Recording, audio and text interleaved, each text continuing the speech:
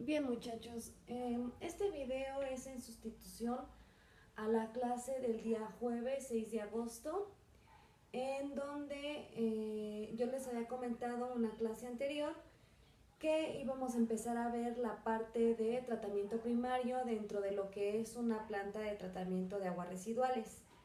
De manera específica vamos a platicar el día de hoy acerca de el sedimentador primario, que es el proceso que se encarga precisamente de realizar este tratamiento primario. Ahora bien, en términos generales, el tratamiento primario de aguas residuales se refiere a la eliminación de sólidos sedimentables, que es lo que les pongo aquí en color verde. Y como definición tenemos que los sólidos sedimentables son aquellos sólidos que tienen una densidad y un tamaño tal que les permite, por la misma acción de la gravedad, depositarse en el fondo de algún medio que contenga el agua residual.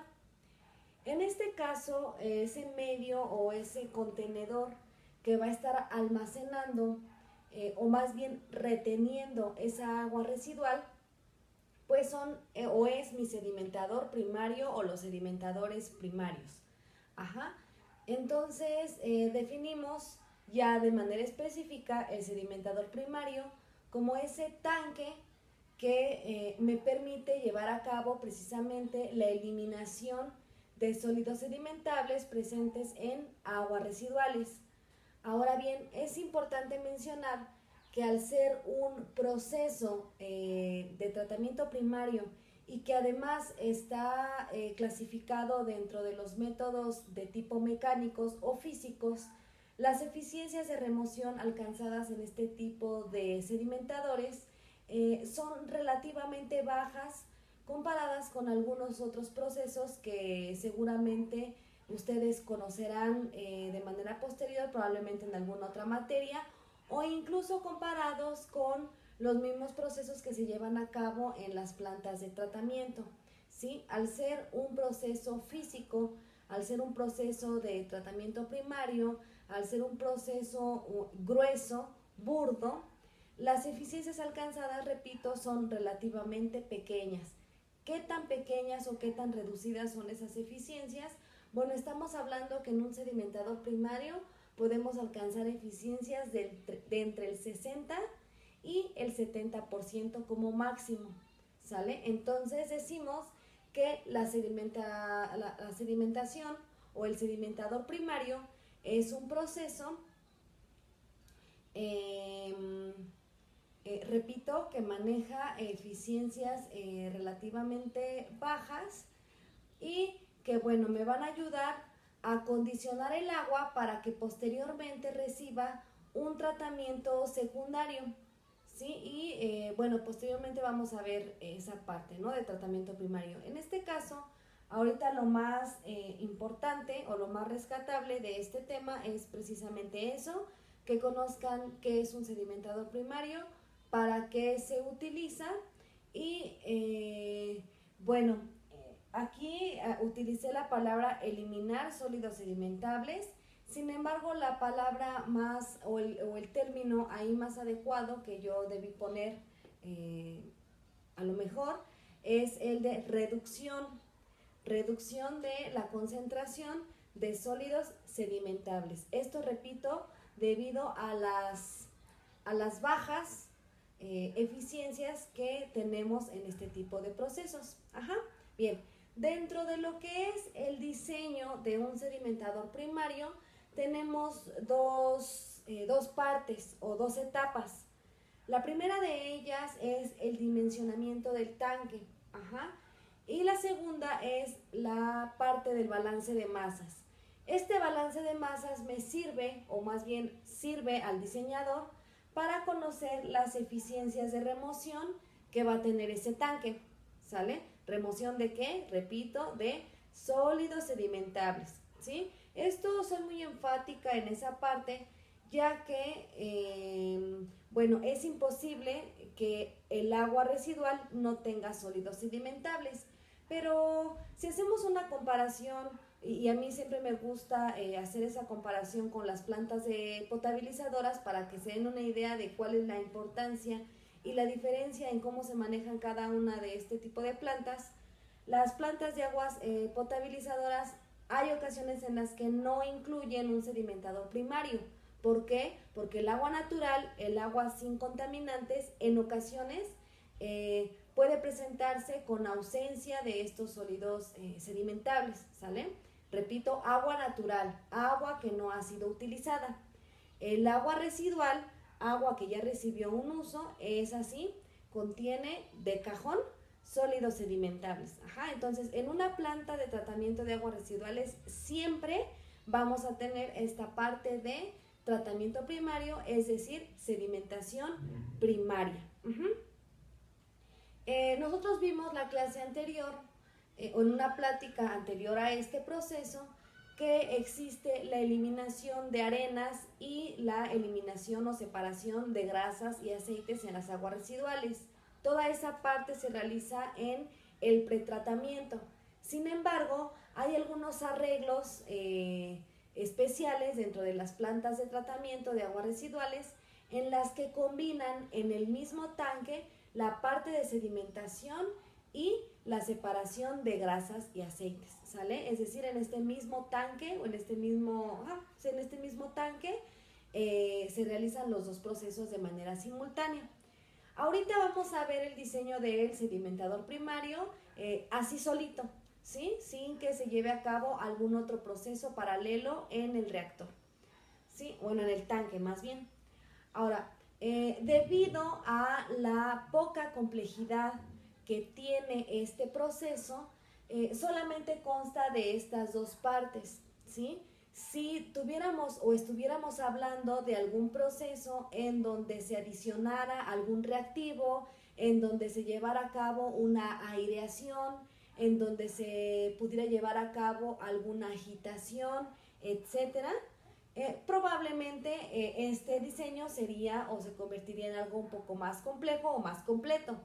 Sin embargo, debido a que la fuerza de gravedad es la que va a estar haciendo el trabajo y la velocidad o poca velocidad que lleve el agua aquí en este tanque, pues solamente va a constar de eso, del dimensionamiento, es decir, cuánto va a medir ese tanque y la eficiencia de remoción que tiene ese proceso.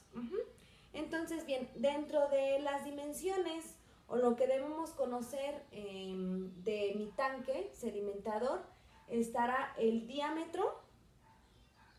Hay un diámetro D, que es el diámetro mayor de esa especie de cilindro, y tenemos una parte cónica en la parte de abajo. Esta parte cónica recibe el nombre de tolva.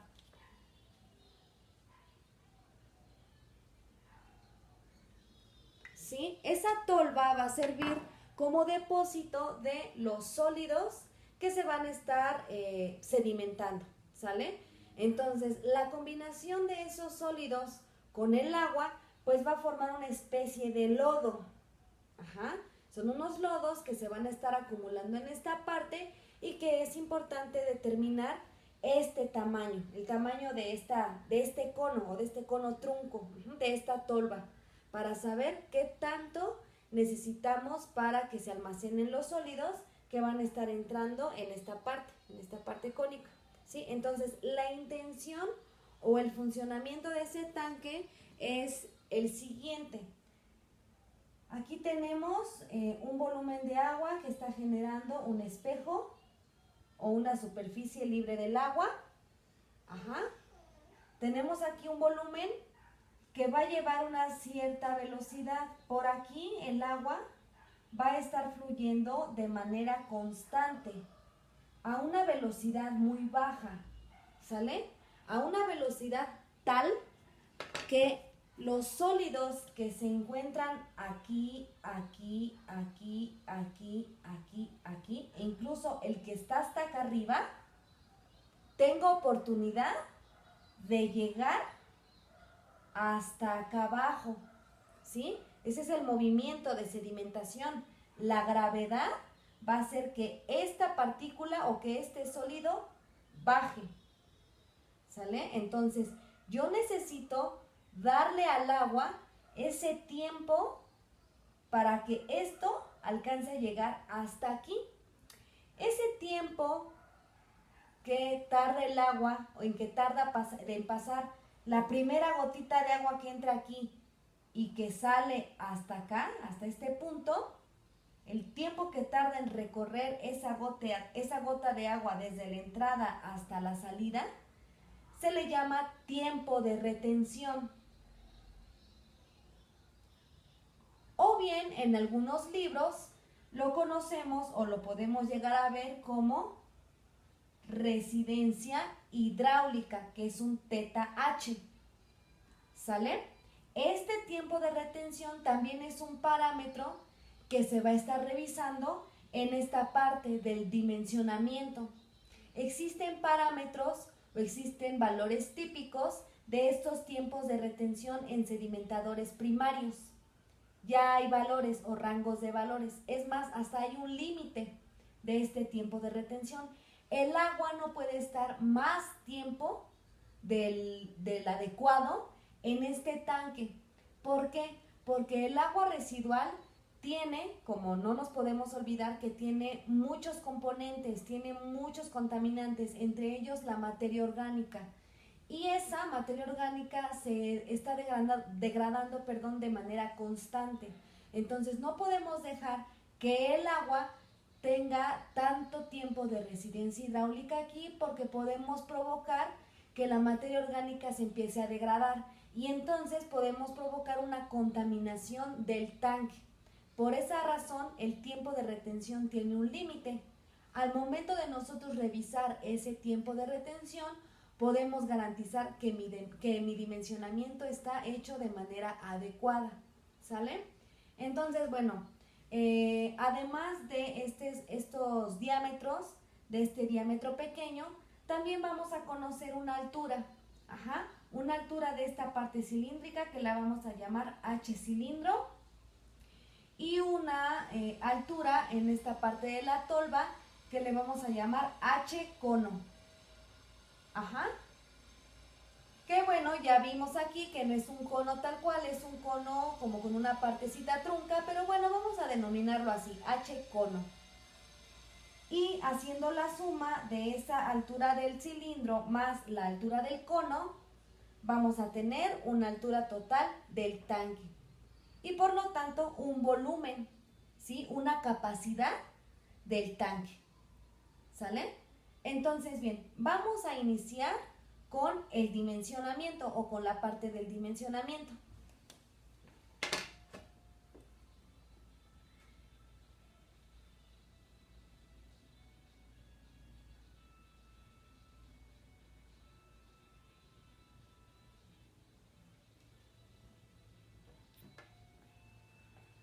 Voy a repetir en esta parte de aquí mi dibujo que yo tenía en donde les puse lo de los diámetros y las alturas para ir llenando los espacios una vez que estemos generando las dimensiones del tanque. ¿Sí? Lo voy a poner aquí, nada más que se seque un poco.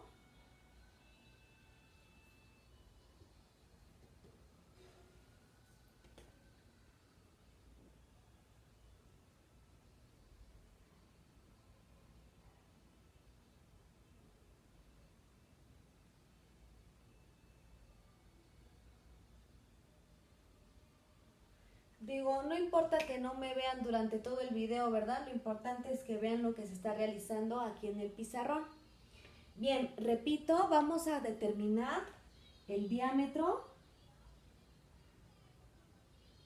de el diámetro menor de esta parte cónica y las alturas.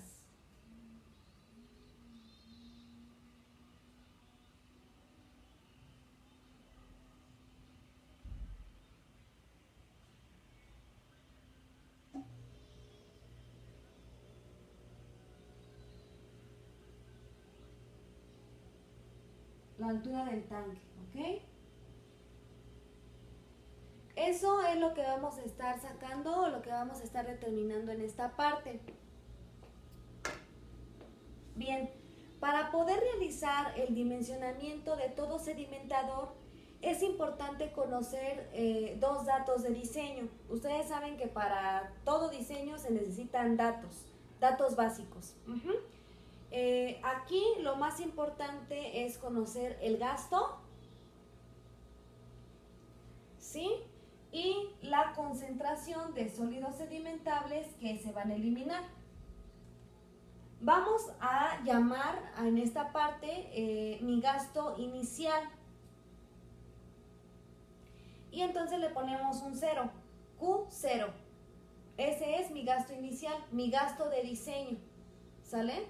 Ese gasto de diseño se puede determinar a través de un aforo o bien determinando el gasto de aguas residuales que podría estar generando una población, dado un número de habitantes, una vida útil de proyecto, un uso de suelo, un valor de dotación, un porcentaje de aportación, y con eso se puede determinar perfectamente bien un gasto de aguas residuales. Entonces, esto es fácil de conocer, es a través de un estudio. Y los sólidos sedimentables, pues también es una concentración que nos arroja un estudio de calidad del agua. Ese estudio de calidad del agua o esos parámetros que nosotros medimos en un estudio de una muestra de aguas residuales, vienen nombradas ya en el libro que yo les pedí que revisaran y que leyeran, y que incluso ya estuvimos comentando en clases anteriores. Esta concentración de sólidos sedimentables se reporta en unidades de miligramos por litro. ¿Sale? Esas son las unidades, miligramos por litro. Para fines de este ejemplo, vamos a tener una concentración de sólidos sedimentables igual a 385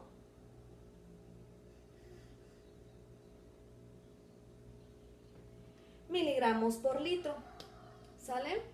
En la norma me dice que la concentración máxima de sólidos sedimentables que puede tener el agua residual va a depender del reuso que se le dé o que se le quiera dar.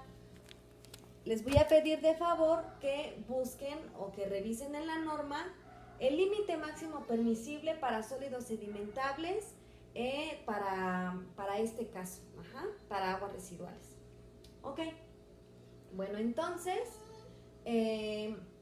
como aquí el sedimentador primario, repito, ya tiene una limitante en función a la eficiencia de remoción, bueno, pues el balance de masas lo vamos a hacer con ese porcentaje o con esa eficiencia. Bueno, eso lo vamos a hacer posteriormente. Bien, para este ejemplo vamos a estar utilizando un gasto de 200 litros por segundo. Que si lo quieren convertir o si lo quisiéramos convertir a metros cúbicos por segundo, tendríamos que es igual a 0.2 metros cúbicos sobre segundo. ¿Sale? Es exactamente lo mismo, mi gasto inicial o mi Q0. ¿Sí? Y con esos dos datos vamos a iniciar el dimensionamiento de mi tanque. Bien, para eso es importante empezar a conocer un concepto que se llama factor de carga superficial.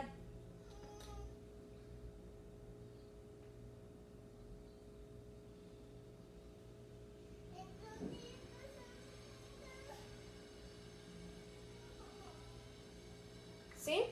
Ese factor de carga superficial se refiere a la capacidad que tiene mi tanque para alojar sólidos sedimentables por unidad de área, o en cada unidad de área. Vamos a verlo de la siguiente forma. Aquí tenemos un sedimentador. Yo de inicio les comenté que se iban a determinar diámetros, ¿sí? Pero ustedes podrían preguntarse, bueno, ¿quiere decir entonces que todos los sedimentadores primarios son circulares? De preferencia sí, porque estamos trabajando o se va a trabajar en el interior del tanque con muchos sólidos o con una cantidad muy importante de sólidos. Por lo tanto, es bueno o lo es recomendable procurar no generar tantas esquinas, ¿sí? Si nosotros tuviéramos una sección de tanque de forma cuadrada o de forma rectangular, se estarían generando uniones en esquina en el interior del tanque. Y eso requeriría o demandaría que la limpieza o el desasolve de esta tolva, por ejemplo, se hiciera de manera en tiempos o en periodos de tiempo más pequeños o a cada rato, ¿sí? El hecho de que sea circular nos permite que esa limpieza se haga de manera más pausada, ¿sí? Y que la eficiencia del proceso pues también sea mayor o que se cumpla de manera eficiente con el proceso. Entonces, por eso se recomienda que sea de forma circular. Sin embargo, si el terreno disponible para hacer la construcción de estos tanques es muy reducido, esos sedimentadores incluso se pueden proponer de forma cuadrada o de forma rectangular para un mejor acomodo en el terreno, ¿sí? Cuando nosotros en un terreno con una forma o con una figura tal queremos acomodar círculos,